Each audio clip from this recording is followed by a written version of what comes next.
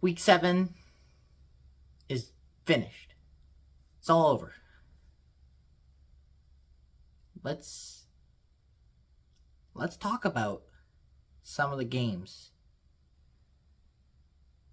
Let's talk about the games that happened. Okay, yes, I am wearing Arizona Cardinals old gear because, and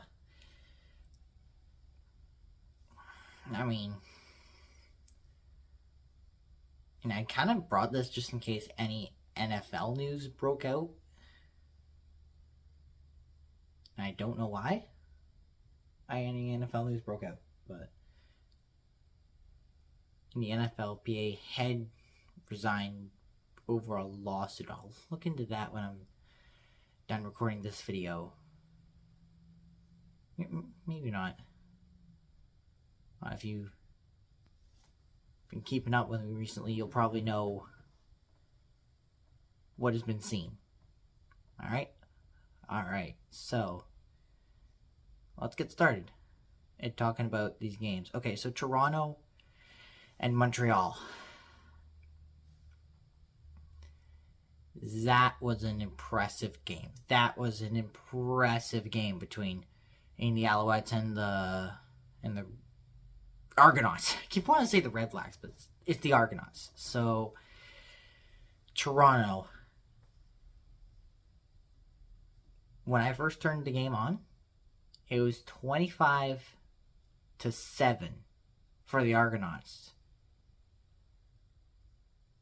You know what the final score was? Yeah, and I'll put it on screen over here. 26-25, Montreal wins this game. That was an impressive win over for a Montreal team that probably needed it. And and you lose first place on a bye week. You've been losing. You lost your last 2 games, and you need something big to happen. Ooh. And you got it. You got something big to happen. And Davis Alexander is back playing for Montreal, so McLeod Bethel Thompson probably could have, but I don't know. Backup.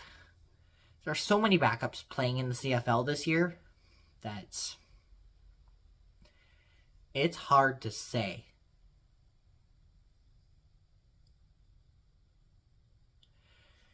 Exactly who's gonna go in there and light it up, and who is going to play really bad. But yeah, there's a lot of backups playing. Like Winnipeg had to play their backup this week because Zach Collaros got injured. We'll get to Winnipeg's game in a minute here. Montreal, McLeod Bethel Thompson played the Hamilton game. He didn't play well. He played well in the BC game, but he also didn't at the same time.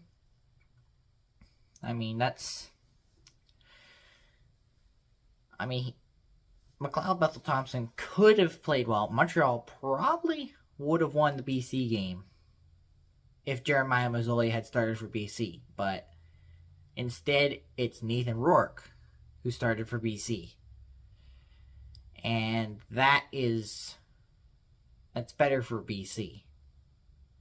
So, yeah. Montreal wins 26-25. I had to work my bi-weekly, I had to work my other job. I had to work a job during this game, so I didn't really watch this game all the way through, so I probably couldn't tell you.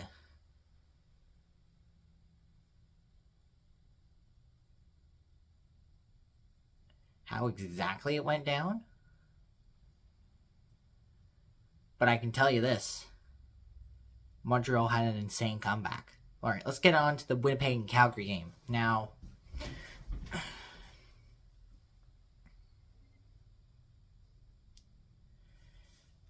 it was a hard watch. It was a tough watch if you're a Winnipeg fan this week. Winnipeg's reeling. Because, I mean, you didn't play last week because you had a bye. Felt like there was 100 teams on bye last week. You lose to Calgary the week before, and then you lose to them again this week. And Winnipeg had a streak. Calgary hasn't won in Winnipeg since 2017. Winnipeg hasn't lost off a bye since 2021. I bet Winnipeg fans going into this game were probably thinking, oh, the streak will continue. The streak will continue. That's not the case. That's not the case. In fact, Winnipeg thought they were going to win is what Calgary just did to them this week. Calgary is now the best team in the CFL. I wish it was Saskatchewan that was the best team in the CFL. I'll get to the Saskatchewan BC game soon. And I also have a video coming out about me going to this game. And I'm not going to spoil anything. But there's a video coming out soon. But the recap for that game will be put in this video, but the fan experience will be in a separate video. Because I will be at that game. Or should be at that game. And I was at that game. That's all I'm going to say.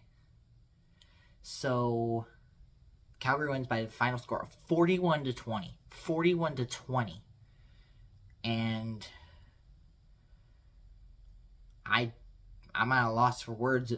Like, if you could find any negative stats from Calgary this game, is that they had the one interception. Just the one.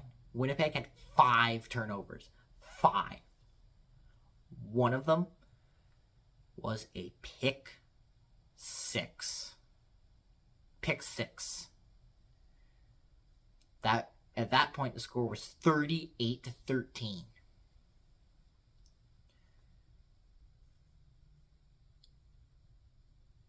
Winnipeg held in there for the first half. But then Zach Collaros got hurt just before halftime, and Winnipeg, it was nothing but south from there. So Winnipeg loses the game. And it's 41-20. Calgary beat them by 21 points last time they played, and they beat them by 21 points again this week. So Winnipeg's, we don't lose off a bye streak, and Calgary hasn't won since 2017. That streak is snapped. And now the Stampeders could look like they could win it all. Now, I hesitated to say it because I'm a believer that Saskatchewan will win it all. But if you'd told me Calgary was going to be this good coming into the year, I wouldn't have believed you. No, I would not have believed you. But Calgary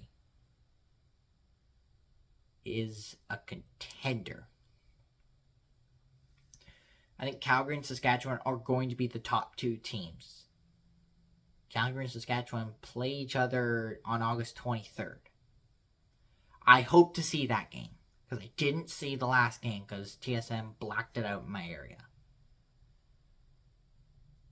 I don't know why, but I was not a happy camper. But that's in the past.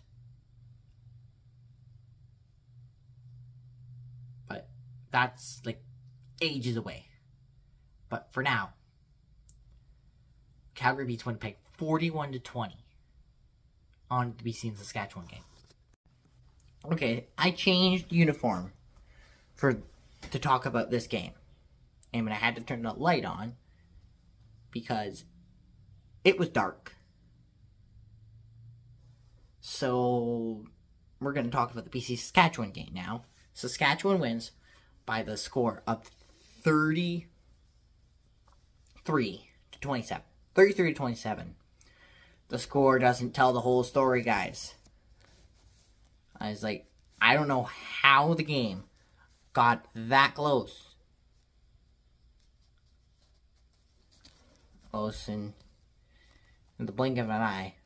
We're lucky BC missed the onside kick. Otherwise, BC had a shot to win that game for some reason. And so, yeah, BC had a chance to win, and they didn't. They missed the onside kick. Had BC gotten the onside kick, it probably would have been a different story. But that's at the end of the story. Let's go back to the start of the game. Now, I will be posting a fan experience video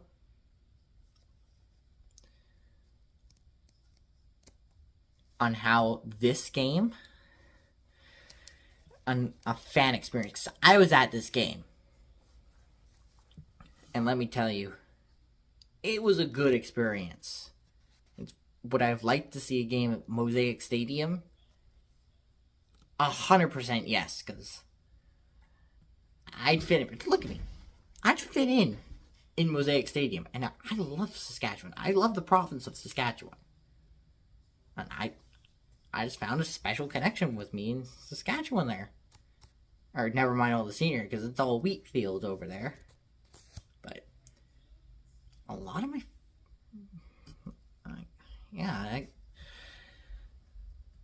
I wish I could go to Mosaic Stadium regularly and watch a Riders game. I mean, because that would be a great experience. But hey, BC Place is pretty good. I mean, it's a little bit weird seating. But anyway, let's go back to the start of the story of how the game went. Like, I watched a great deal of the warm-up. Warm-up means next to nothing. And because, like, maybe a player won't shine in warm-up, but then he'll shine in, like, when the game actually starts. It's a good thing warm-ups don't count for nothing. It's just to, like, I get the players loose and ready for the game. But my grandpa watched the warm-up, and he said, BC's not up for the game. He was right. Okay, like, if I can remember what I was talking about. You need to tell the whole story. So yeah, BC was not up for the game. He was right. BC was not up for this game. Nathan Rourke had a pretty bad day. Like, BC has a habit of their quarterbacks, whether it's Nathan Rourke or Jeremiah Mazzoli, they throw away sure things. They throw away sure things. And it's like plays that, like, oh, they're going to make it, and they don't make them. Like, teams like Saskatchewan, Calgary, they make those all day long. Even Hamilton makes those plays. And Hamilton's having a good year for their standards. Which I didn't think Hamilton was going to be good. We'll get to them in a bit. But I want to talk about BC and Saskatchewan. Saskatchewan jumped out to a quick touchdown, and then here's the interesting part. BC fumbled on their second possession return, and Saskatchewan got another possession in which that they kicked a field goal.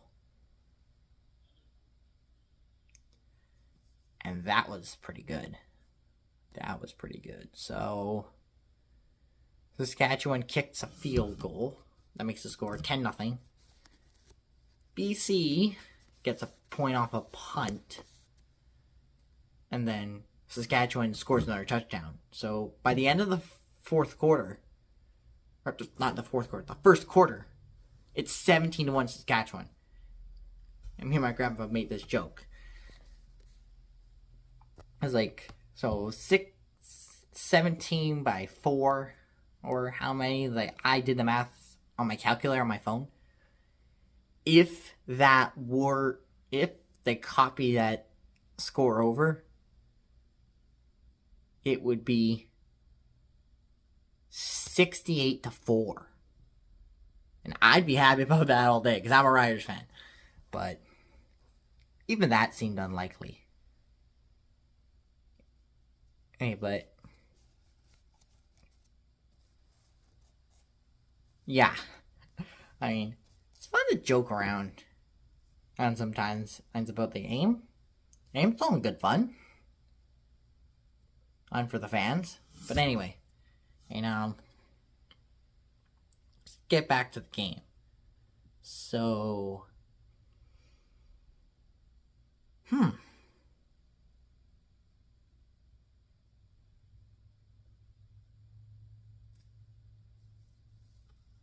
yeah, and BC sort of woke up in the next quarter, in the second quarter, but still, I think the teams traded touchdowns in the second quarter. Our second quarter wasn't really that eventful. There's a lot of change of possession. Like, CFL halftimes are like, they changed the... Okay, 3-minute warning means... I mean, I'm kind of speaking from average experience watching the games. As far as I've seen, in what I see, it usually means like 2 teams get possessions. But that's because of before half. Like, from the 3-minute warning to halftime, each team gets a couple possessions. And that's not a standardized rule. That is not a standardized rule. It's just something that seems to happen. So that doesn't happen a lot in the NFL. CFL has different systems, making it a different league. It is different leagues, different teams. It's different system football. But it's the same type of sport. Yeah, but okay, like BC woke up towards the end of the game. Saskatchewan had a decent third quarter. Saskatchewan hit the ground running. They looked like they were blowing it away. It's like, even Austin and Troy, like, don't choke, don't choke, don't choke. Saskatchewan recovers the onside kick, and the game ends after that. So Saskatchewan wins 33-27. Again, the stats should really tell the story. The score, the final score, for BC, when it happened, it didn't seem like it was a garbage time touchdown. Like, BC could have won the game after that touchdown, because they were only down 2 possessions. Like, if you get the onside kick and you get a few good offensive plays that lead to a touchdown, because they went for 2 on their last touchdown, making it 33-27. If you make the onside kick and then go for the touchdown at that point, you tie the game, and Saskatchewan blows their lead. But Saskatchewan recovers the onside kick and keeps the lead, and then the game's over. Which, that last touchdown could have been a big game, a turning point in the game. It ended up being a garbage time touchdown. Sometimes you know when it's a garbage time touchdown, sometimes you don't. So, yeah. But I will say this. Saskatchewan had every positive stat you can think of, because I looked at the stat board. They have that in the stadium. I was at this game. Like, they don't show that on TV. They have that at the stadium. I think it was... there were 4 positive things on that scoreboard. The only negative thing on that stat board was turnovers. Saskatchewan had 1 turnover, like kind of a interception. But hey, it's an interception and it didn't cost him the game. What are you gonna do?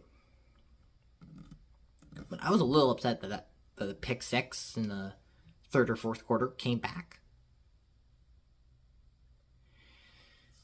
Yeah, I kind of make a joke, and I know this is not true when I say it's, but I'm just like, okay, well, Saskatchewan, I think, is winning too much. The refs aren't going to be nice to them anymore. But I know it's meant to be a joke. Don't take that literally. Yeah, I know that's not true. They're just trying to make that. It was like there's a catch and there was a fumble. But like, there were some confusing moments near the end of the game, and that resulted in some flags on the field. But again, what are you gonna do?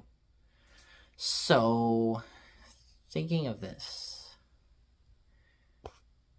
this is, I wouldn't say a signature win because they didn't really play up fully to their standard. Or they didn't fully play to their standard. Or because if the score was 33-19, it was like that, like 2 minutes to go in the fourth quarter, even a minute to go. It was 33-19. If that was the score that held, we'd be talking about a signature Saskatchewan because they dominated the stats. They dominated time of possession, first downs, offensive plays. It's everything. BC did not have a good game. And how they scraped together 27 points is beyond me. But Saskatchewan deserved to win this game.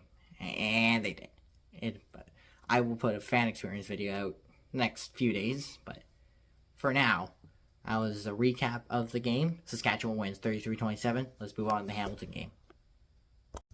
Alright, so this is the final game that I'm going to talk about. Because it is the final game of the week 7 slate in CFL. It's between Hamilton and Ottawa. I'll tell you the score first. Hamilton wins 30-15, but it was not a pretty game for Hamilton. And nor was it a pretty game for Ottawa. It was pretty even. And most of the stats. That's because, I usually look at the stats after the third quarter. Well, I didn't think they showed, moving stats. They do in person. They don't on TV. You have to wait till the end of the quarter to see those. But Ottawa does win the game. Not Ottawa does win the game. Correction. Hamilton does win the game by a pretty dominant margin. But the stats are pretty even. This is unlike last night where Saskatchewan dominated the stats, but the score was so close. These teams played the stats pretty even, and the score wasn't even close. So, explain that to me. But anyway, so we got the two good things about this game is that Kenny Lawler got kind of played out of his mind. Well, at least the one play. I don't know what he did the rest of the game. But I know he got his touchdown. There were a couple of weird interceptions. And then Bo Levi Mitchell's performance. It was up and down. Up and down. And there were some highs and some lows from tonight. Alright, Well, I'll start with the lows. He threw his first interception in 141 attempts. Which, one interception in 141 attempts. That's pretty good. But I've seen some quarterbacks who throw interceptions way too often. And I was worried that would be Hamilton this year, but Bo Levi Mitchell just doesn't throw interceptions. That was pretty rare moment. Just a rare moment. But Bahai, Bo Levi Mitchell is now top 10 all time in passing yards. I think he's number 10. There's some pretty good names on that list, like Doug Flutie and now Levi Mitchell. Well, it's only 2 quarterbacks I know. I have been covering the CFL for a long. But anyway, hey, those were the highs and lows of Hamilton. Hamilton put together 30 points. Ottawa, there were also some highs and lows to their performance. And by the start of the fourth quarter, Ottawa had 2 turnovers. Hamilton had 0 turnovers. It kind of evened itself out in the final quarter. So, yeah, I don't know what to say. I don't know what to say about Ottawa, because they've lost, I think, to everyone in the division. I know they lost to Montreal in week 2. They lost to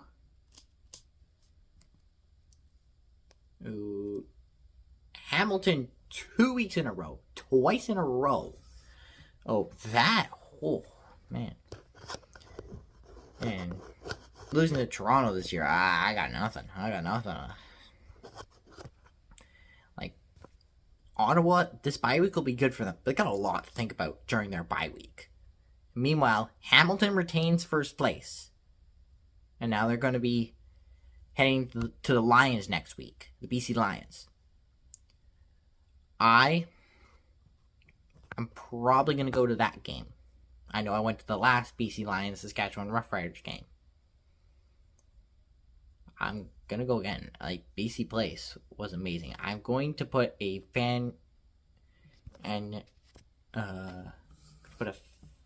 fan experience video out sometime soon. Like, within the next week. So, stay tuned for that.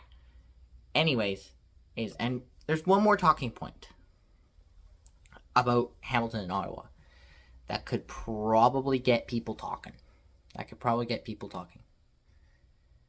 Hamilton and Ottawa.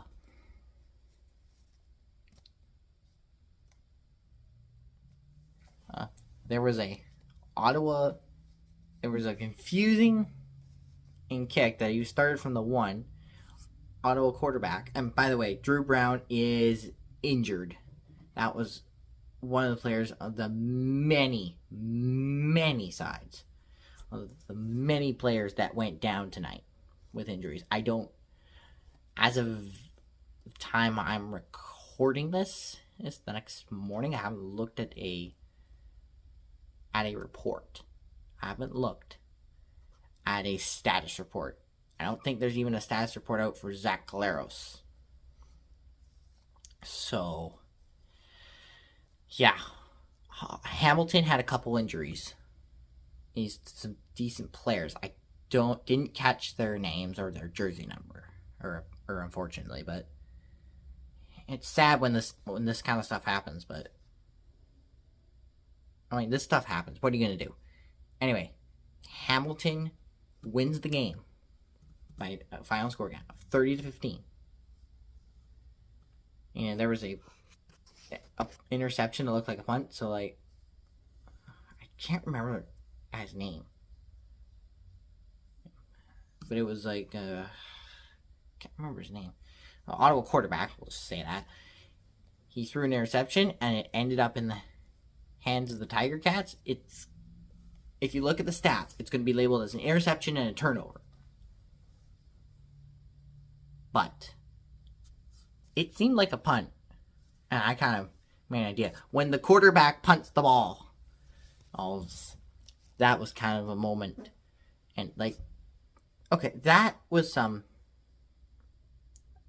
were some of the exciting things. Like, this game was up and down. But it's hard to get excited for an East Division game for me, because I cheer for Saskatchewan. They're in the West Division. And, like, you'd sell me on a Western game any day of the week. Eastern game, not so much. But anyway, hey, that is the recap for this week. I hope you guys enjoyed the video. If you did, please like, comment, share, subscribe, and I'll see you next week. Or I'll see you in the next video. Bye.